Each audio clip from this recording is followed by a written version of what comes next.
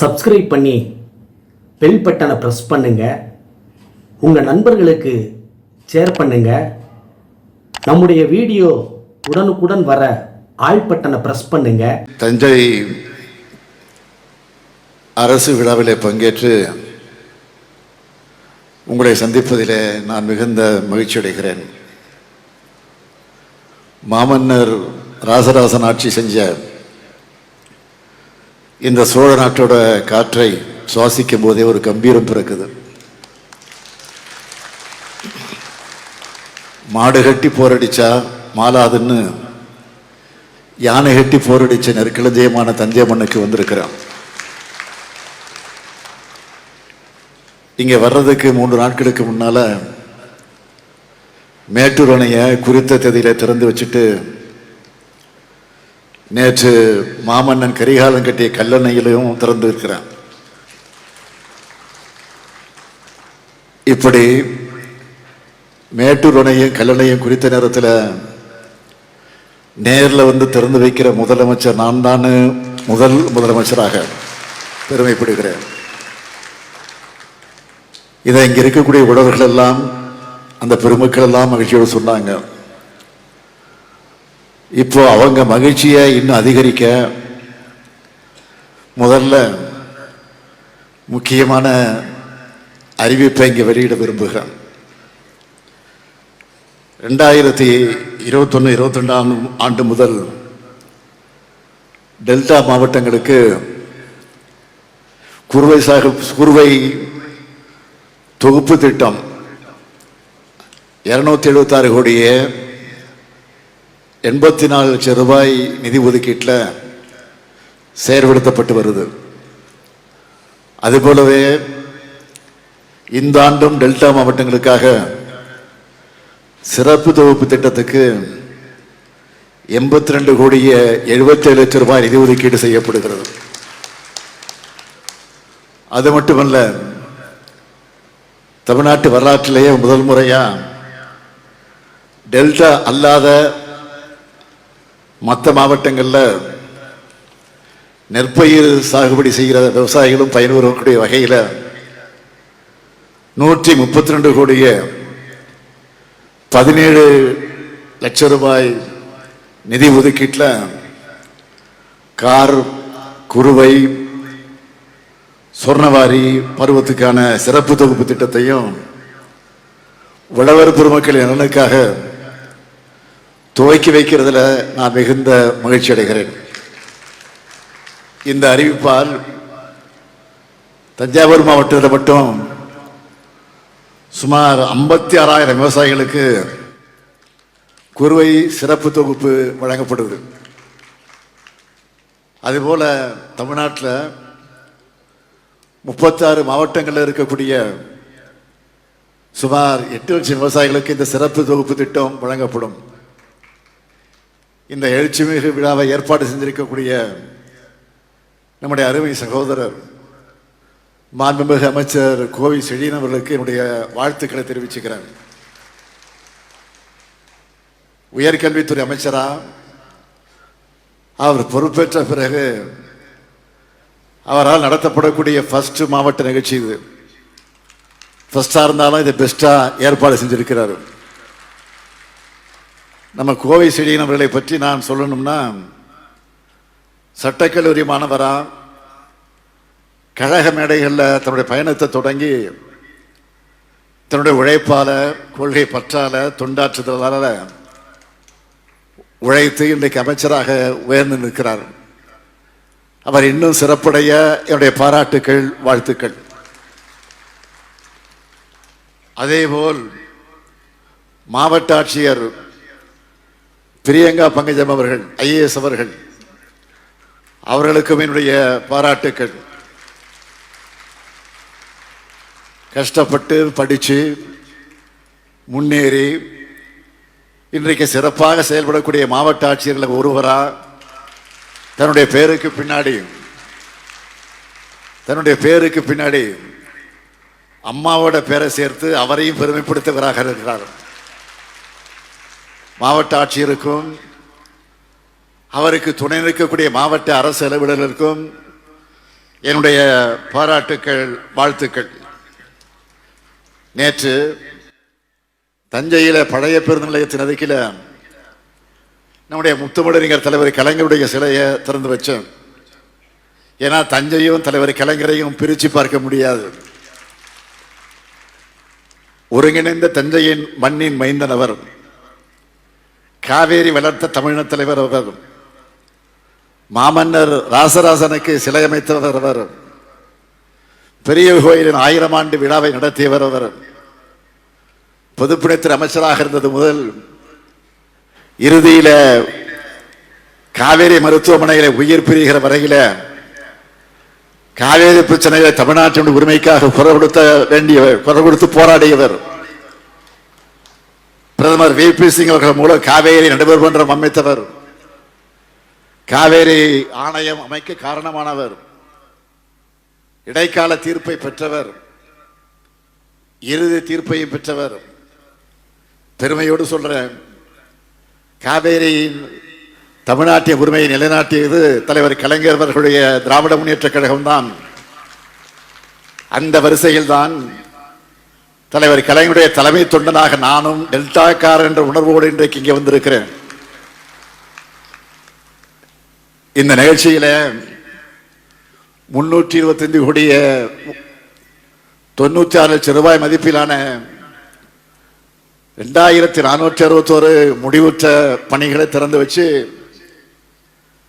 309 கோடி 48 லட்சம் ரூபாய் மதிப்பிலான 4127 புதிய பணிகளுக்கு அடிக்கல் நாட்டியிருக்கிறேன். அது மட்டுமல்ல, 2,25,383 பேருக்கு 558 கோடிய 43 லட்சம் ரூபாய் மதிப்பிலான நலத்திட்ட உதவிகளை இந்த விழாவில் வழங்க இருக்கிறேன். கிட்டத்தட்ட 1000 கோடி ரூபாய்க்கு மேலான திட்டங்கள், உதவிகள் இந்த விழாவின் மூலமாக நடைபெறவிருக்கிறது. இந்த நேரத்தில் காவேரியில் செழிக்கும் தஞ்சை மாவட்டத்திற்கு நம்முடைய திராவிட மாடல் ஆட்சியில் செய்யப்பட்டிருக்கக்கூடிய திட்டங்கள்ல சில முக்கியமானவற்றை மட்டும் நான் சுருக்கமாக சொல்ல விரும்புகிறேன். ஒரத்தநாடு வட்டம் பஞ்சநதி கோட்டை கிராமத்தில் நாள் ஒன்றுக்கு 5000 மூட்டை நெல் கொள்முதல் செய்கிற அதி திறன் கொண்ட மெகா நேரடி கொள்முதல் நிலையத்தை அறிவிச்சோம். இப்போ அது செயல்பாட்டில் இருக்கு. அதே மாதிரி 2022 அறிவிக்கப்பட்டு 2024 70 கோடி ரூபாய் மதிப்பீட்டில் மினி டைடில் பார்க்க தஞ்சாவூர்ல திறந்தாச்சு. பேராவூரணி வட்டத்தில்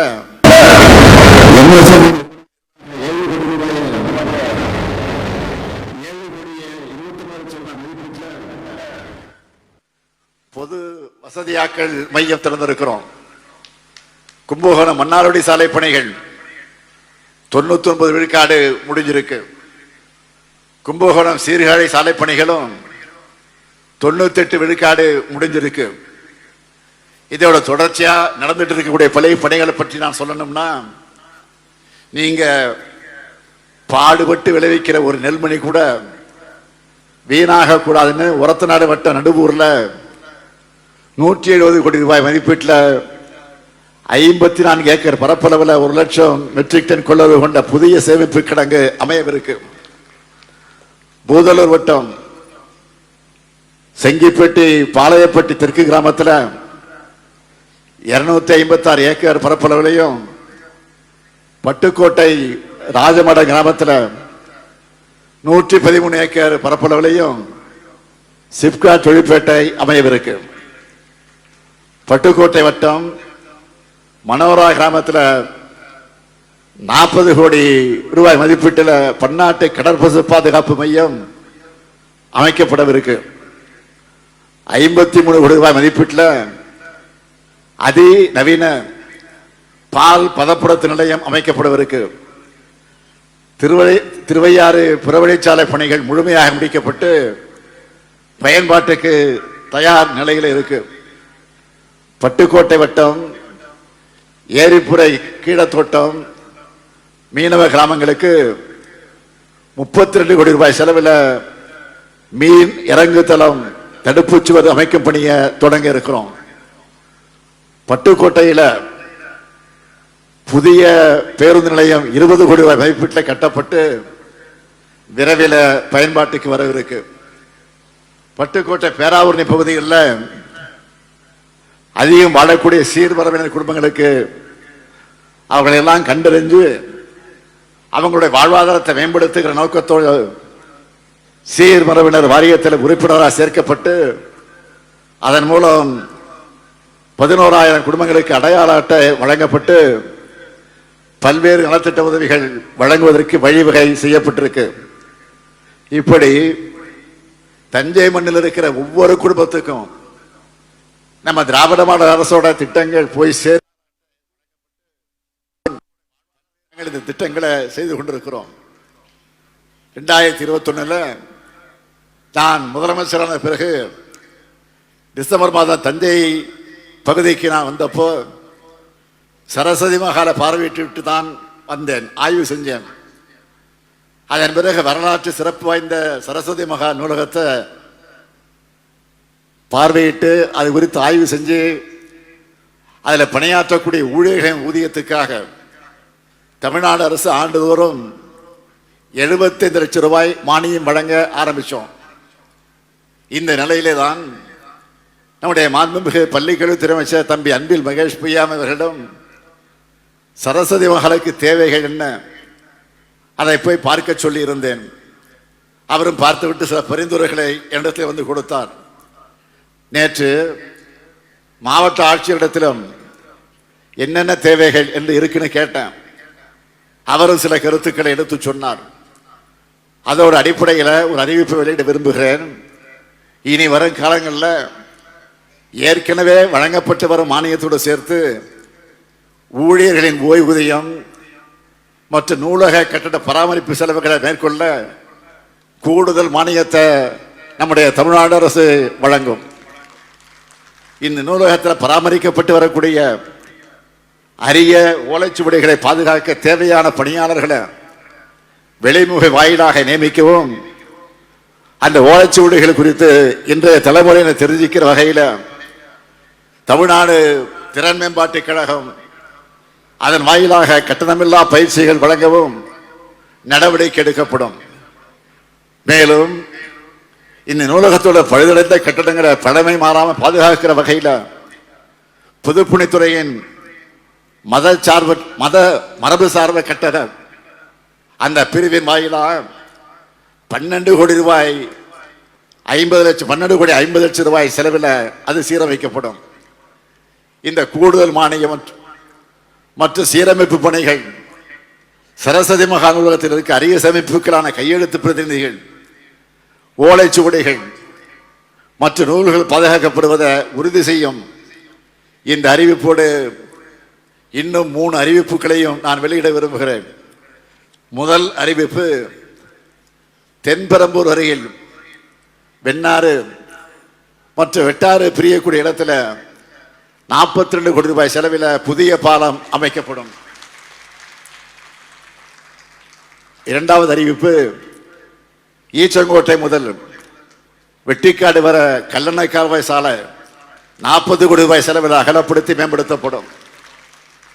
பூதலூர் வட்டத்தில் இருக்கக்கூடிய உயர்கொண்டான் நீட்டிப்பு வாய்க்கால் மற்றும் மதகுகளை 15 கோடி ரூபாய் செலவில் புனரமைப்பு பணிகள் மேற்கொள்ளப்படும். நம்ம திராவிட மாடல் அரசில் தமிழ்நாட்டில் இருக்கக்கூடிய ஒவ்வொரு குடும்பத்துக்கும் பலனளிக்கக்கூடிய வகையில் ஏராளமான முத்திரை திட்டங்களை நாம் செயல்படுத்திக்கிட்டு இருக்கிறோம். இதை பொத்தாம்பதுவா நான் சொல்லலை.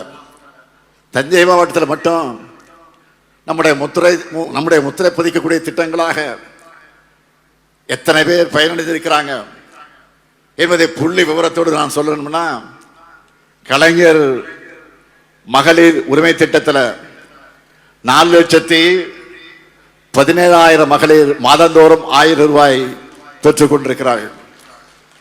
அதேபோல் புதுமைப்பெண் திட்டத்தில் 34,000 மாணவிகளுக்கு மாதந்தோறும் 1000 ரூபாய் வழங்குகிறோம்.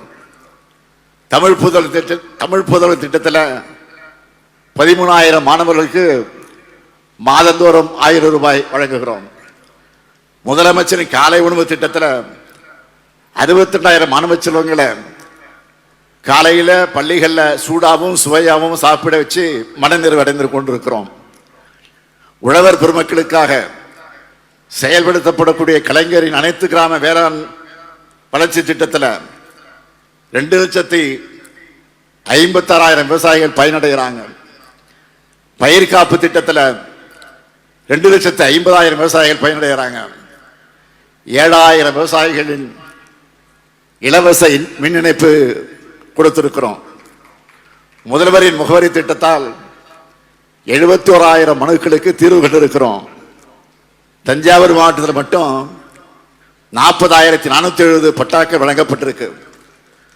தமிழ்நாடு முழுசா இதுவரை மொத்தம் 14,45,000 பட்டாக்கள் வழங்கப்பட்டிருக்கு. இப்படி ஒவ்வொருத்தருடைய தேவைகளை கேட்டு கேட்டு அறிந்து அவங்களுக்கான திட்டங்களை நிறைவேற்றிட்டு இங்கே வந்திருக்கிறோம்.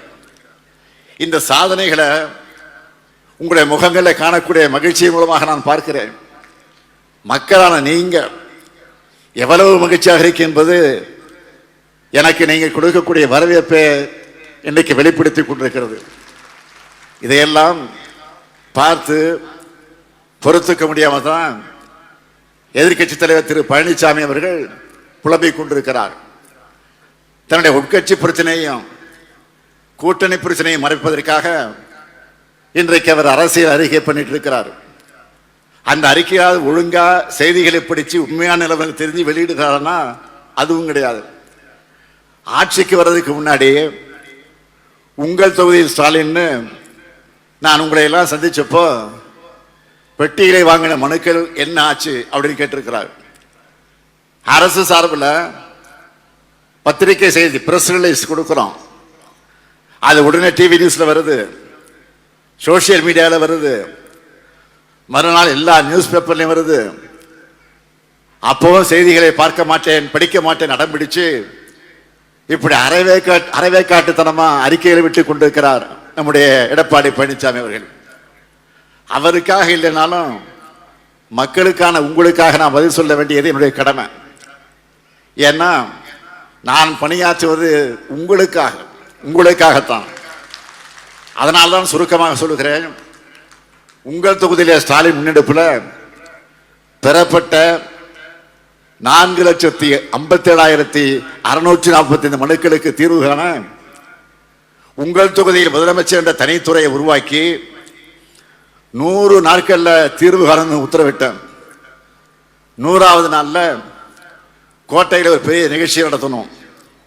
32,000 பேருக்கு பட்டா, 30,000 பேருக்கு ஓய்வூதியம், 10,000 பேருக்கு தொகுப்பு வீடுகள். அந்த மனுக்களை மையமாக வச்சு 544 கோடி ரூபாய் மதிப்பில் 20,000 வளர்ச்சி பணிகளை திட்டமிட்டோம். இதனால மக்கள் நம்பிக்கையோடு மனுக்களை கொடுக்க தொடங்கினாங்க. அந்த மனுக்களை முறையாக பரிசீலிக்க முதல்வரின் முகவரி தனித்துறையை உருவாக்கி எல்லா மனுக்களுக்கும் 30 நாட்களுக்குள்ள தீர்வு காணப்படணும்னு உத்தரவிட்டேன். அடுத்து மக்களுடன் முதல்வர் திட்டத்தின் கீழ் அவங்க பகுதிகளிலேயே சிறப்பு முகாம்களை நடத்தணும். 2024 அந்த ஆண்டுல சென்னையில் இருக்கக்கூடிய கோட்டுப்புறத்தில் முதலமைச்சரின் உதவி மையம் தொடங்கணும். இதுல 200 பேர் வேலை பார்த்துக்கிட்டு இருக்கிறாங்க. ஒவ்வொரு மனு மீது நடவடிக்கை என்ன என்பதை அவங்க கண்காணிக்கிறாங்க. இது எல்லாத்தையும் செய்திகள் மூலமா ஆவணப்படுத்தி மக்களுக்கான உங்களிடத்தில் சேர்த்து வெளிப்படைத்தன்மையாக செயல்படுகிறோம். ஆனால் இதெல்லாம் எதிர்க்கட்சி தலைவராக இருக்கக்கூடிய அவருக்கு தெரியல. இதுல அந்த பெட்டிகளுடைய சாவி தொலைந்துருச்சா அப்படின்னு கேட்கிறாரு. சரி, அவர் நினைப்பு பூராமே பெட்டியில் தான் இருக்கு. நியூஸ் பேப்பரே படிக்காத எதிர்க்கட்சி தலைவர்களுக்கு நான் ஒன்று சொல்றேன். கடந்த 13ஆம் தேதி தினமலர் பத்திரிக்கை அதில் ஒரு நியூஸை எடுத்துக்காட்டா நான் சொல்றேன்.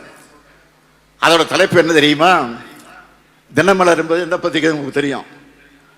அந்த பத்திரிகையில் வந்த செய்தி. அதுல தலைப்பு என்ன தெரியுமா? முதல்வரிடம் மனு அளித்த 30 நிமிஷத்துல ஆக்ஷன். இதுதான் தலைப்பு. அந்த செய்தியை சுருக்கம் நான் சொல்றேன். கடந்த 11ஆம் தேதி மேட்டூர் அணையை திறந்து வைக்க நான் சேலம் போயிருந்தப்போ யாழ் மொழி என்ற 9ஆம் வகுப்பு மாணவி, அதேபோல் அனிருத்தன் என்ற 6ஆம் வகுப்பு மாணவன் என்னை சந்திச்சு தங்களுடைய பள்ளிக்கு, தாங்கள் படித்துக் கொண்டிருக்கக்கூடிய இந்த பள்ளிக்கு சுற்றுச்சுவர் கழிப்பறை கேட்டு மனு கொடுத்தாங்க. அதுக்கு பிறகு நடந்ததை பற்றி தினமலர் என்ன எழுதியிருக்காங்கன்னா, இரவு 8 மணிக்கு அந்த மாணவர்களை பார்த்ததும் வாகனத்தை நிறுத்திய முதல்வர் அவர்கள் அவர்களிடமிருந்து அந்த மனுக்களை பெற்றுக்கொண்டு நடவடிக்கை எடுப்பதாக உறுதி அளித்து அவரது கன்னத்தை தட்டி வாழ்த்து தெரிவித்து சென்றார். இரவு 8:30 மணி முதல் 11:30 மணி வரை மாவட்ட முதன்மை கல்வி அலுவலகம், சேலம் பொதுப்பணித்துறை, பிடிஓ அலுவலகம் ஆகியவற்றிலிருந்து தலைமை ஆசிரியரிடம் பல்வேறு விவரங்களை, ஆவணங்களை பெற்றனர். மறுநாள் காலை 7 மணிக்கு நங்கவழி ஒன்றிய பொறியாளர் வள்ளி தலைமையிலான குழுவினர் அந்த பள்ளிகளை ஆய்வு செஞ்சு சுற்றுச்சுவர் கழிப்பறை கட்டுவதற்கான மதிப்பீடை தயாரித்தனர். ஊரக வளர்ச்சி வாயிலாக சுற்றுச்சுவர் கழிப்பறை கட்டங்கள் கட்டித்தர நடவடிக்கை எடுக்கப்பட்டுள்ளது. முதலமைச்சரிடம் மனு கொடுத்த சிறிது நேரத்தில் அதிகாரிகள் நடவடிக்கை எடுத்ததால் பள்ளி மாணவர்கள், ஆசிரியர்கள் மகிழ்ச்சி அடைந்தனர். முதலிடம் மனு கொடுத்த மாணவ மாணவரை பாராட்டினார்கள் என்று தினமலர் செய்தி வெளியிட்டிருக்கு. இதுதான் திராவிட மாடல் ஆட்சியுடைய செயல்பாட்டுக்கு எடுத்துக்காட்டு. இந்த வேகத்தை இன்னும் அதிகரிக்க மிக முக்கியமான ஒரு அறிவிப்பை இங்கு நான் வெளியிட விரும்புகிறேன். மக்களான உங்களுடைய குறைகளை தீர்க்க உங்கள் பகுதியிலேயே ஜூலை 15 தொடங்கி தமிழ்நாடு முழுக்க உங்களுடன் ஸ்டாலின் முகாம்கள் நடத்தப்படும். நகர பகுதிகளில் 3768 முகாம்கள், கிராம பகுதிகளில் 6232 முகாம்கள், மொத்தம் 10,000 முகாம்கள். இந்த உங்களுடன் ஸ்டாலின் முகாம்கள் எல்லாத்திலையும் மருத்துவ முகாம்கள் நடத்தப்படும். நகர பகுதிகளில் 13 அரசு துறைகளோட 43 சேவைகள், திட்டங்கள் உங்களை தேடி வரும். இதுவே கிராம பகுதிகளில் 14 அரசு துறைகளோட 46 சேவைகளை நீங்கள் பெறலாம். இதுல இன்னொரு முக்கிய அம்சம் என்னன்னா, கலைஞர் மகளிர் உரிமை திட்டத்தில், நல்லா கவனிங்க, கலைஞர் மகளிர் உரிமை திட்டத்தில் விடுபட்ட தகுதியுள்ள பெண்கள் இந்த முகாம்களை உங்களுடைய விண்ணப்பங்களை நீங்கள் நிச்சயமாக தரலாம். இப்படி தரக்கூடிய விண்ணப்பங்கள் மேல 45 நாட்களுக்குள்ள முடிவெடுத்து ஜூலை 2ஆம் வாரம் தொடங்கி அக்டோபர் மாதம் வரை இந்த முகாம்கள் நடக்கும். இத்தனை துறைகள், சேவைகள், திட்டங்கள். இதுல எப்படி விண்ணப்பிக்கிறது நீங்க யோசிக்க வேணாம். உள்ளூர் அளவில் இதற்கான தன்னார்வலர்கள் உங்க வீடு தேடி வந்து உங்களுடன் ஸ்டாலின் முகாம்களை பற்றி உங்களுக்கு விளக்குவாங்க. எப்படி அப்ளை பண்ணணும், எப்படி சான்று டாக்குமெண்ட்லாம் அட்டாச் பண்ணணும், தகுதி வரம்பு என்ன, இப்படி தேவையான எல்லா தகவல்களையும் வழிகாட்டுதலையும் உங்க வீட்டுக்கே வந்து கொடுப்பாங்க. இப்படி நாளும் பொழுதும் அல்லும் பகலும் மக்களுடைய குறையை தீர்த்து கொண்டிருக்கக்கூடிய நம்மளை பார்த்தா எதிர்க்கட்சி தலைவருக்கு எரியத்தானே செய்யும். இப்படி ஒரு பக்கம்னா, இன்னொரு பக்கம் ஒன்றிய அரசோட கைப்பாவையா செயல்படுகிற ஆளுநர்.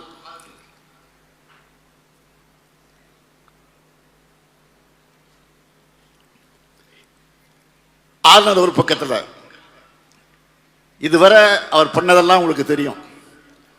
இப்போ லேட்டஸ்டாக ஒன்று சொல்கிறேன். இந்த தஞ்சை மாவட்டத்தில் ஒரு புதிய பல்கலைக்கழகம் அமைக்க அறிவிப்பு செஞ்சேன். அதன் பிறகு நானே தயங்கினாலும் அந்த பல்கலைக்கழகத்துக்கு கலைஞர் பெயர் தான் வைக்கப்படணும் அப்படின்னு சட்டமன்றத்தில், இதை திமுக கட்சி உறுப்பினர் மட்டும் இல்லை, எல்லா கட்சியும் கட்சி வேறுபாடு இல்லாமல் எல்லோரும் இடத்துல வற்புறுத்தினாங்க. அதற்கு பிறகுதான் பல்கலைக்கழகம் அமைக்கிறதுக்கான சட்ட வரைவை எல்லோருடைய ஒப்புதலோடு ஒருமனதாக சட்டமன்றத்தில் நிறைவேற்றி கவர்னருக்கு அனுப்பி வச்சோம். ஆனால் தஞ்சை மாவட்ட மாணவர்கள் உயர்கல்விக்கான அந்த சட்டத்துக்கு ஆளுநர் அவர்கள் இந்த தேதி வரையில் ஒப்புதல் தரல. நாம் அனுப்பிச்ச உடனே அவர் ஒப்புதல் தந்திருந்தா இன்னைக்கு இந்த நிகழ்ச்சியில் அழைக்க நாட்டி இருக்கலாம். எப்போ அனுப்பிச்சது, எப்போ சட்டமன்றத்தை நிறைவேற்றினது? கடந்த மே 2 அன்று அனுப்பிச்சு வச்சோம். 40 நாளுக்கு மேல ஆச்சு, இன்னும் அனுமதி தரல. உச்சநீதிமன்ற தீர்ப்புக்கு பிறகாவது அவர் மாறி இருப்பார் நினைச்சோம், அவரா இன்னும் மாறல. கலைஞர் பல்கலைக்கழக மசோதா தொடர்பா பல முறை நாம நினைவூட்டணும். நம்முடைய மாண்புமிகு உயர்கல்வித்துறை அமைச்சரையும் ஆளுநரை போய் பாருங்க அப்படின்னு நான் சொல்லி, ஆனா உயர்கல்வித்துறை அமைச்சரை சந்திக்க நேரம் தர இன்னும் இழுத்தடித்து இருக்கிறார். இன்னும் நேரம் கொடுக்கல. தெரியும் நேரம் கொடுத்தா இதை கேட்பாங்கன்னு, அதுக்கு பயந்துட்டு சந்திக்க மறுக்கிறார். ஆக ஒட்டுமொத்த தமிழ்நாட்டு மக்களும் கேட்கிற ஒரே கேள்வி என்னன்னு கேட்டீங்கன்னா, ஒரு ஆளுநருக்கு இதை விட வேற என்ன முக்கியமான வேலை இருக்க முடியும்? இப்படி ஆளுநர் ஒரு பக்கம் என்றால், ஒன்றிய அரசு இன்னொரு பக்கம் நிதி ஒதுக்காம உபத்திரம் பண்றாங்க. அதையெல்லாம் சமாளிச்சு நாம எவ்வளவோ திட்டங்களை பல சாதனைகளை பண்ணிக்கிட்டு தான் இருக்கிறோம். என்னுடைய 50 ஆண்டுகால அரசியல் வாழ்க்கையில நான் பார்க்காத தடையோ எதிர்கொள்ளாத நெருக்கடியோ இல்லை. மிசாவையே பார்த்தவன் இந்த ஸ்டாலின். அரசியல்ல நெருக்கடிகளையும் எல்லா எதிரிகளையும் அவர்களோட சதித்திட்டங்களையும் எதிர்த்து போராடியவன். அதையெல்லாம் முறியடிச்சு தான் இன்றைக்கு உங்களுடைய அன்போடு உங்களுடைய ஆதரவோடு நான் இன்றைக்கு முதலமைச்சராக வந்து உட்கார்ந்து இருக்கிறேன். எல்லா வகையான எதிர்ப்புகளை தாண்டித்தான் இன்றைக்கு உங்களுக்கு முன்னாலே நின்று கொண்டிருக்கிறேன். எதிர்கட்சிகள் அவதூறாக இருந்தாலும், சொல்லக்கூடியவை அவதூறாக இருந்தாலும், ஒன்றிய அரசினுடைய ஓரவஞ்சனையாக இருந்தாலும், ஆளுநருடைய அடாவடியாக இருந்தாலும், அனைத்தையும் தாண்டி நினைச்சதை செஞ்சு முடிக்கிற துணிவும் கொள்கை உறுதியும் மக்களான உங்களுடைய ஆதரவு எனக்கு இருக்கிறது. அந்த ஆதரவை நீங்கள் எப்போதும் தர வேண்டும். இன்றைக்கு கும்பகோணத்தில் அமையவிருக்கக்கூடிய நம்முடைய தலைவர் கலைஞர் அவருடைய பெயரால் அமையவிருக்கக்கூடிய பல்கலைக்கழகத்திற்கு இதுவரை ஆளுநர் அனுமதி தரவில்லை. பொறுத்திருப்போம், பொறுத்தது போதும் என்று பொங்கி எழுந்தால் அதற்கு பிறகு ஆளுநருக்கு பணிய வேண்டிய ஒரு கட்டாயத்தை ஏற்படுத்துவோம் என்பதை இந்த நேரத்தில் உறுதியாக எடுத்து சொல்லி, இந்த இணைய நிகழ்ச்சியில் உங்களை எல்லாம் சந்திக்கிற நல்ல வாய்ப்பை பெற்றமைக்கு மீண்டும் என்னுடைய நன்றியை தெரிவித்து, எப்பொழுதும் நீங்கள் தொடர்ந்து நல்ல ஆதரவை தர வேண்டும் என்று கேட்டு விடைபெறுகிறேன். நன்றி, வணக்கம்.